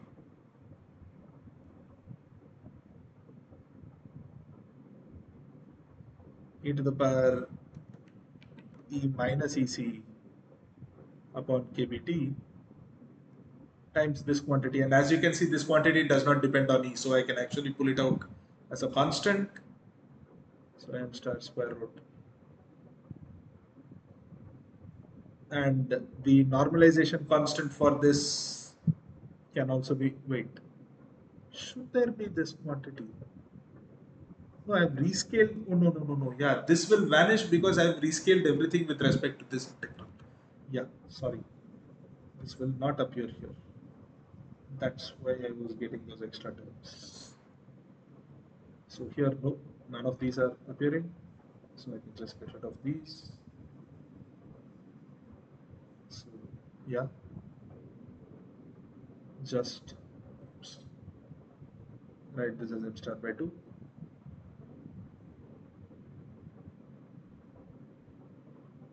D. So this integral again can be evaluated in a rather straightforward fashion. So that will effectively give us, the answer is going to be square root of 2 kBt upon pi m star. Essentially, I can write this quantity E minus EC to be half mv squared, and then, so how do I perform this integral? I will just give a hint. Treat this as E minus EC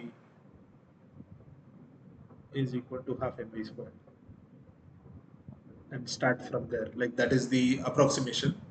So from there you can substitute the necessary values and perform the integral, and you will get this to be the classical. So this is the classical saturation velocity. So in the thermal limit, this is the average positive x direction velocity electrons can have in a ballistic channel. No more than this. Now, if you want to calculate the same thing accurately in the quantum regime, then of course this distribution here is going to become uh,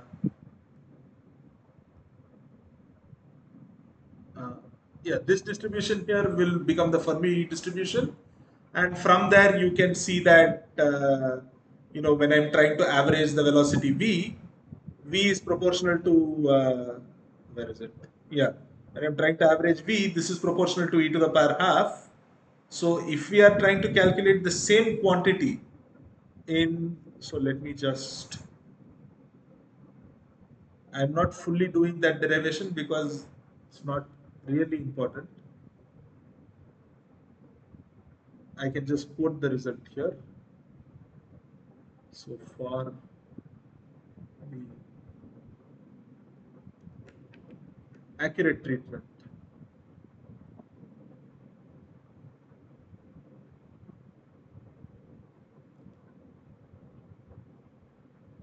Vx plus is actually going to be this quantity, 2 kBt upon pi m star